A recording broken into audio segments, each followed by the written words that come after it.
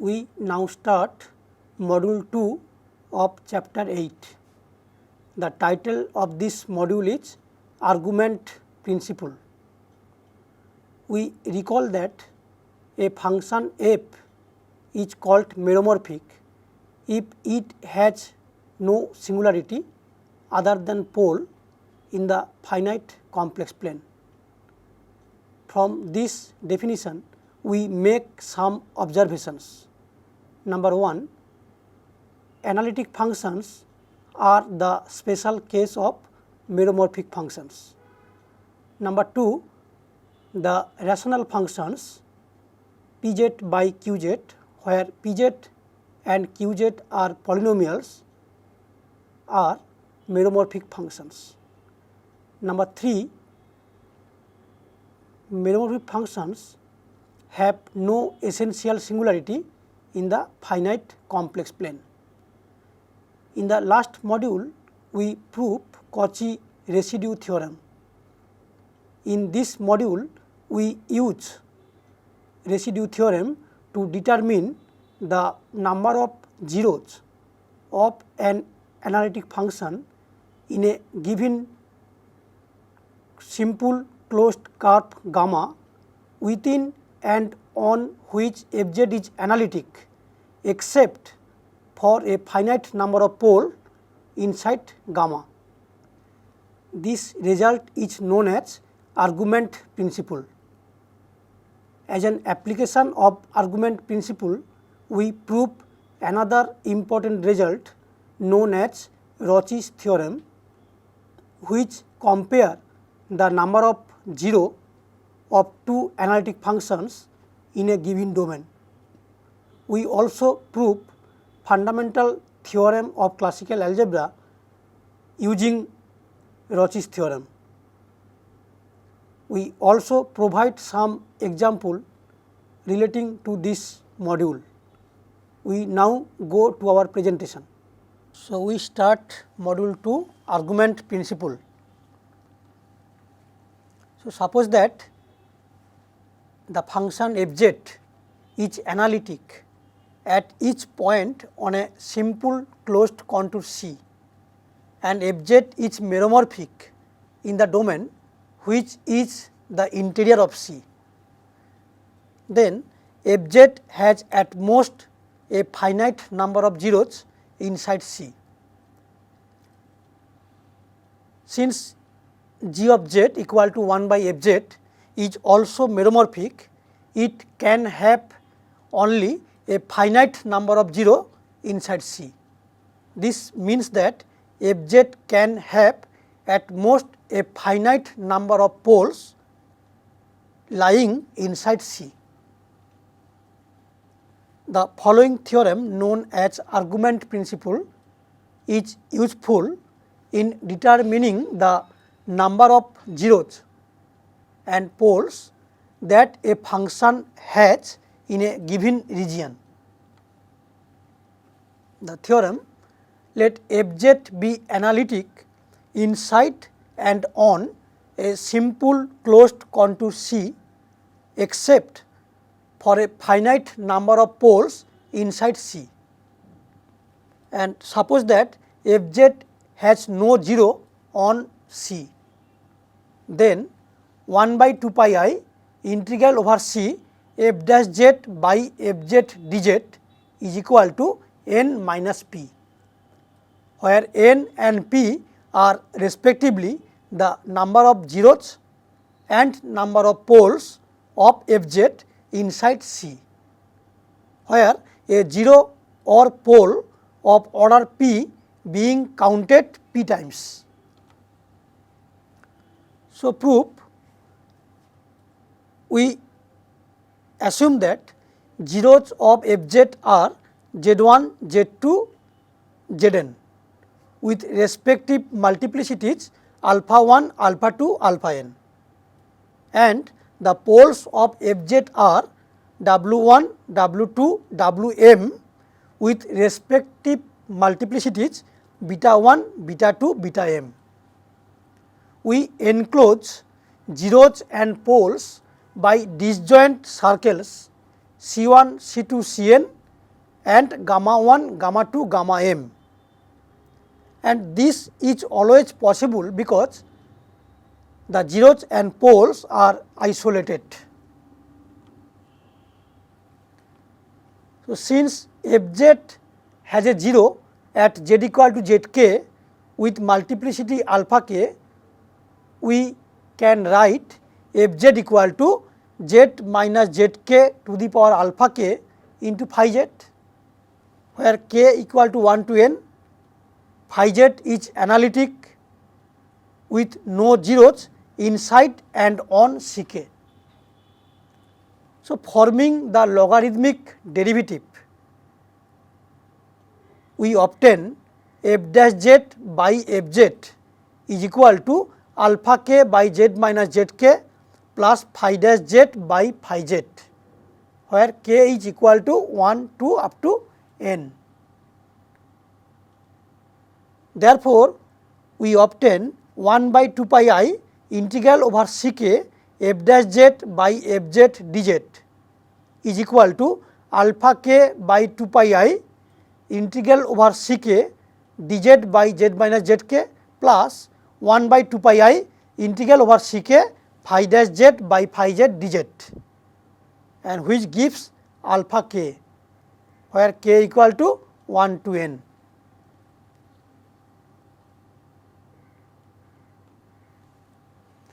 Again, since Fz has a pole at z equal to Wj with multiplicity beta j, we have Fz equal to psi z by z minus Wj to the power beta j, where j equal to 1 to m. Psi z is analytic with no poles inside and on gamma j. Forming the logarithmic derivative, that is, first we take logarithm and then we differentiate with respect to z, then we obtain f dash z by f z equal to minus beta j by z minus wj plus psi dash z by psi z, where j equal to 1 to m. From this we obtain 1 by 2 pi I integral over gamma j f dash z by f z dz is equal to minus beta j by 2 pi I integral over gamma j dz by z minus wj plus 1 by 2 pi I integral over gamma j psi dash z by psi z dz, and that is equal to minus beta j, where j equal to 1 to m.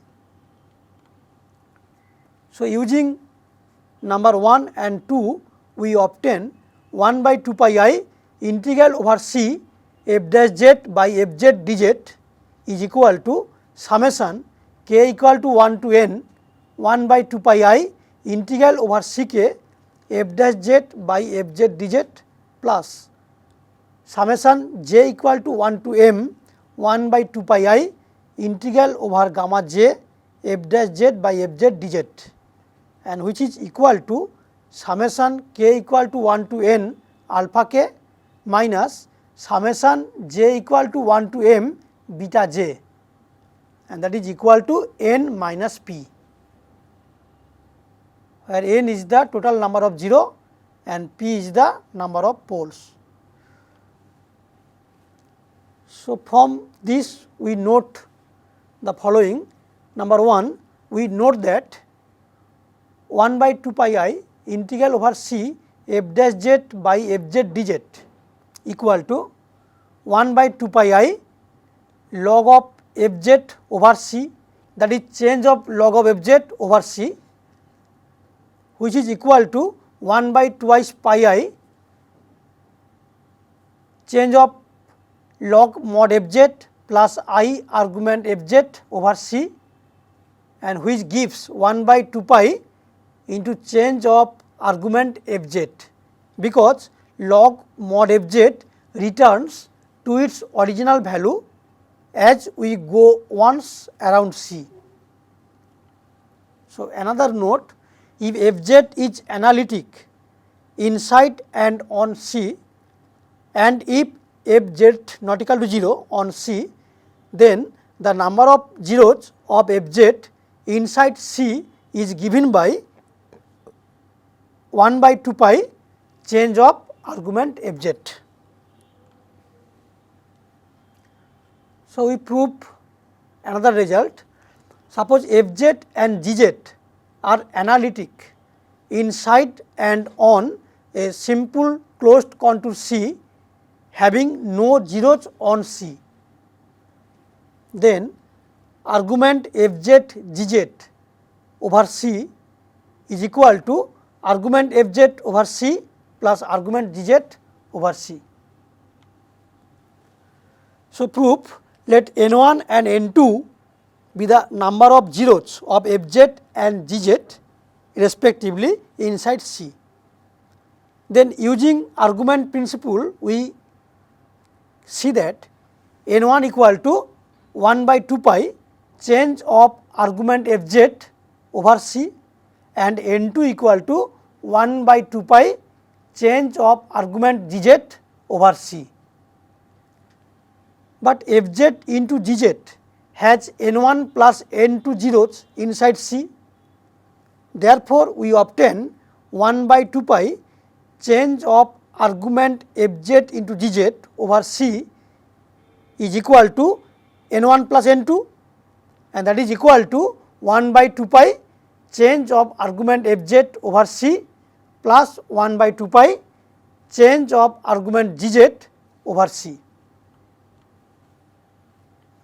So, now we consider an example.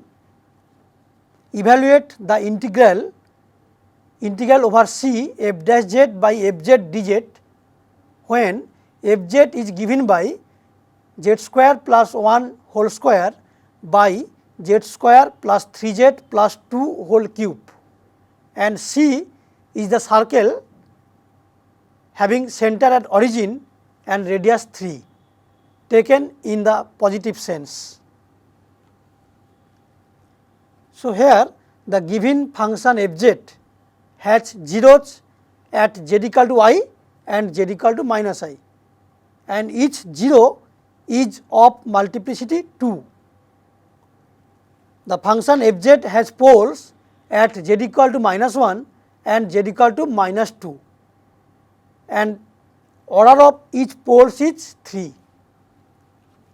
Note that each zeros and poles lie inside the circle mod z equal to 3. Therefore, n, that is number of 0, is equal to 4, and p, that is number of pole, is equal to 6. So, by argument principle we obtain 1 by 2 pi I integral over C f dash z by fz dz, which is equal to n minus p equal to minus 2. Therefore, the value of the given integral is minus 4 pi I. We consider another example. We evaluate the integral over C f dash z by fz dz, where fz is given by z plus 1 into z plus 7 to the power 5 into z minus I square divided by z square minus 2z plus 2 to the power 4 into z plus I to the power 8 into z minus 5I to the power 8, and C is the circle mod z equal to 2 taken in the positive sense.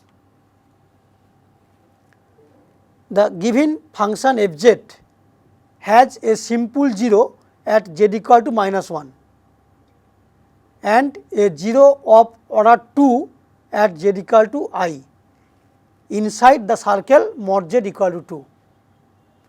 Therefore, the number n of the zeros of f inside C is n equal to 3.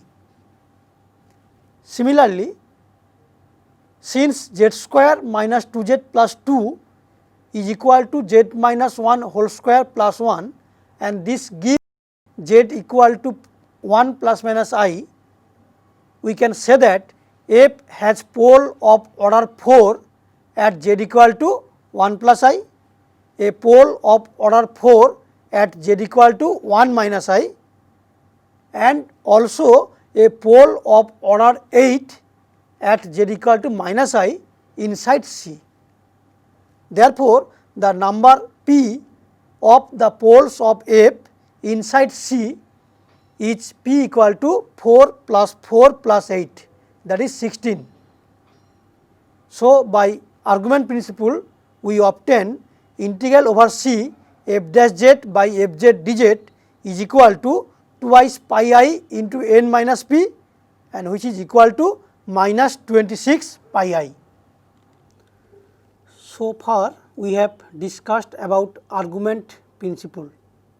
By this principle we can determine the number of zeros of an analytic function f z inside a simple closed contour gamma within and on which f z is analytic except for a finite number of poles inside gamma. We also note that if f z is analytic within and on a simple closed contour gamma, then the number of zero of f z inside gamma is given by 1 by 2 pi change of argument f z. Using argument principle, we now prove an important result which compares the number of zero of two analytic function in a given region, and the result is known as Ricci theorem. After that, we will prove fundamental theorem of classical algebra using Ricci's theorem. Now we go to our presentation.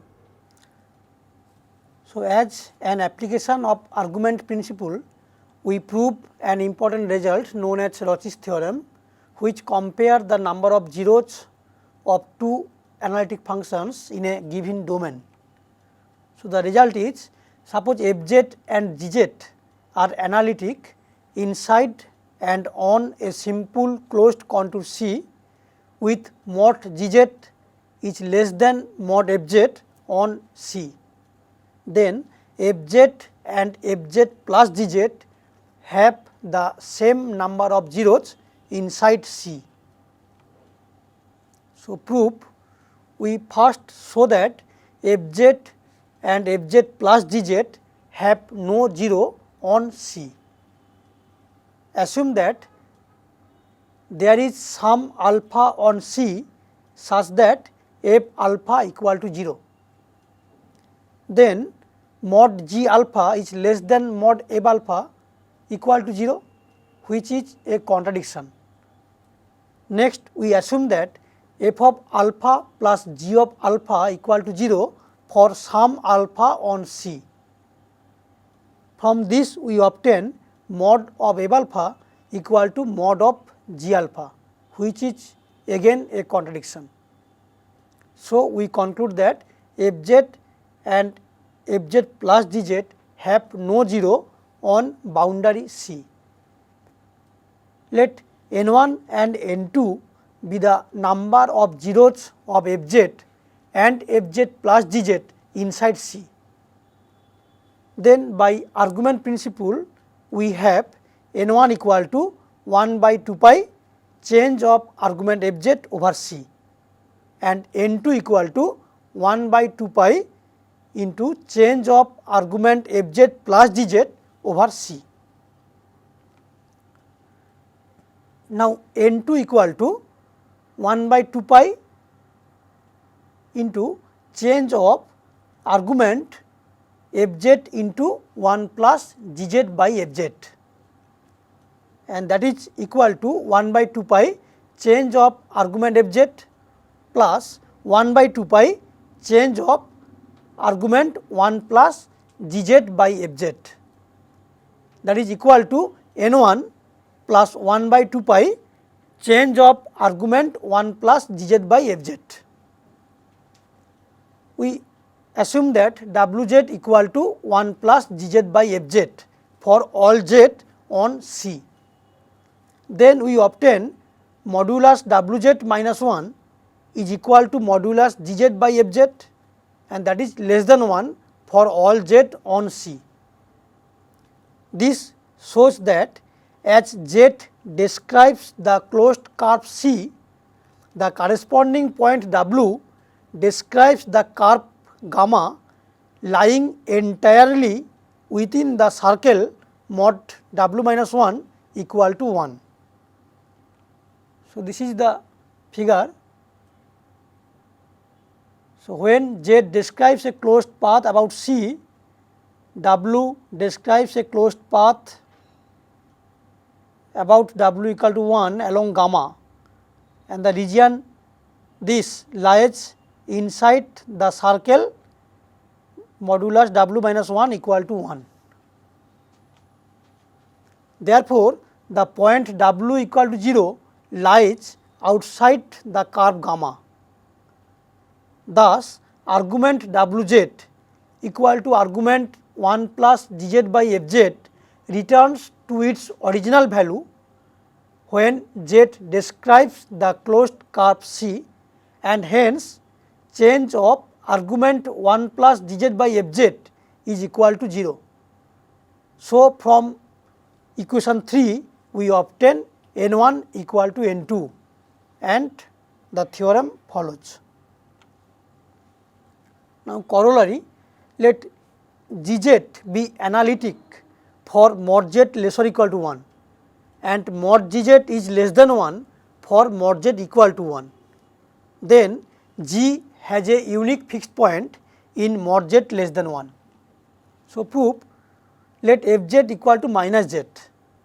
Then for mod z equal to 1 we have mod of Gz less than mod of minus z equal to 1. Hence, by Roche's theorem we can say that Fz plus Gz, that is Gz minus z, has exactly 1 0 in mod z less than 1. So, now we prove fundamental theorem of algebra using Roche's theorem. So, the result is if Pnz equal to A0 plus A1z plus An minus 1 Zn minus 1 plus An Zn, where An is not 0, is a polynomial of degree n, then it has n zeros in the complex plane C. So, proof, let Fz equal to An Zn and Gz equal to A0 plus A1z plus up to An minus 1 z to the power n minus 1. Then obviously Pnz equal to Fz plus Gz. Let C denote the circle mod z equal to r, that is center at origin and radius r, and r is greater than 1. Then we see that Fz has n zeros inside C, all the zeros being at the origin. Now, on C, mod Fz equal to mod An mod z to the power n, that is equal to mod An into r to the power n, and mod Gz equal to modulus A0 plus A1z plus An minus 1 z to the power n minus 1, which is less or equal to mod A0 plus mod A1 into r up to mod An minus 1 into r to the power n minus 1, and that is less than r to the power n minus 1 into mod A0 plus mod A1 plus up to mod An minus 1. Therefore, on C, mod G less than mod F if r to the power n minus 1 into mod A0 plus mod A1 plus mod An minus 1 is less than mod An into r to the power n. That is if r greater than mod A0 plus mod A1 plus mod An minus 1 by mod An.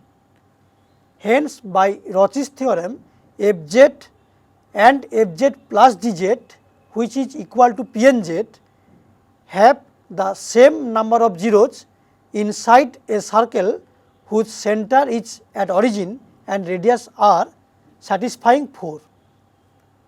Therefore, PNZ has n zeros inside such a circle, and as such PNZ has n zeros in the entire complex plane C. This proves the theorem. So, now we consider example use Rouchy's theorem to determine the number of zeros of the polynomial Pz equal to z to the power 10 minus 6 z to the power 9 minus 3z plus 1 inside the circle mod z equal to 1. So, solution, here we take Fz equal to minus 6 z to the power 9 plus 1 and Gz equal to z to the power 10 minus 3z. Therefore, Pz equal to Fz plus Gz. Now, on mod z equal to 1, mod of Fz equal to modulus minus 6 z to the power 9 plus 1, which is greater or equal to 6 into mod z to the power 9 minus 1, and that is equal to 5. And also mod Gz equal to modulus z to the power 10 minus 3z, that is less or equal to mod z to the power 10 plus 3 mod z, and that is equal to 4, and that is obviously less or equal to mod Fz. So, by Rouchy's theorem, Fz and Fz plus Gz, which is equal to Pz, have the same number of zeros inside mod z equal to 1, but Fz has 9 zeros inside mod z equal to 1.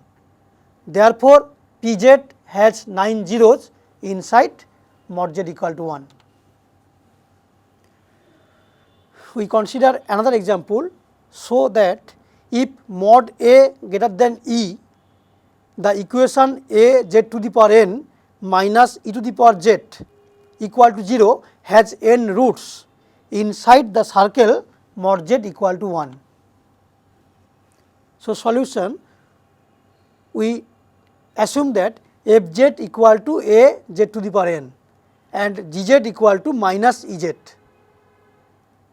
Then on mod z equal to 1, mod Fz equal to modulus A z to the power n, that is equal to modulus A, and modulus Gz equal to modulus minus e to the power z, that is equal to modulus e to the power z, and which is less or equal to e to the power mod z,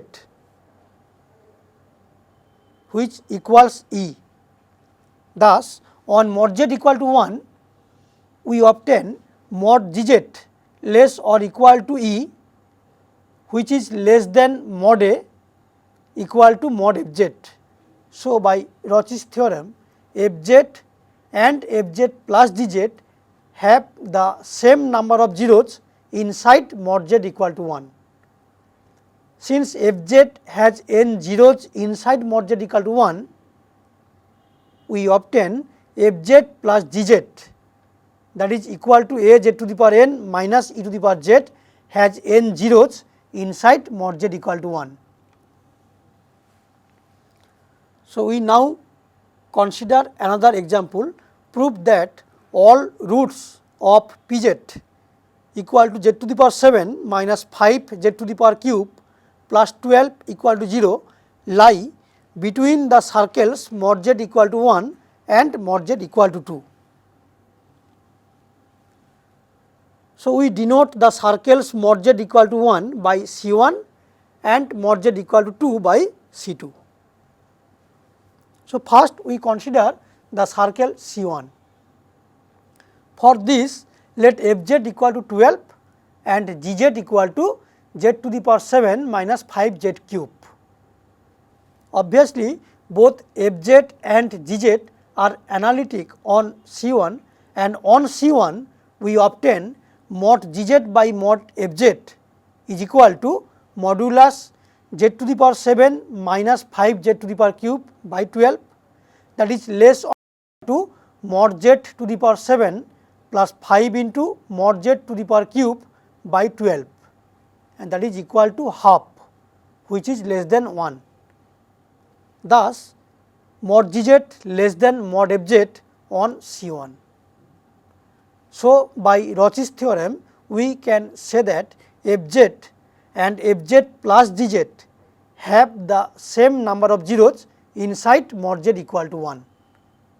Since Fz equal to 12 has no zeros inside mod z equal to 1, we say that Fz plus Gz, that is equal to z to the power 7 minus 5z cube plus 12 has no zeros inside the region mod z equal to 1.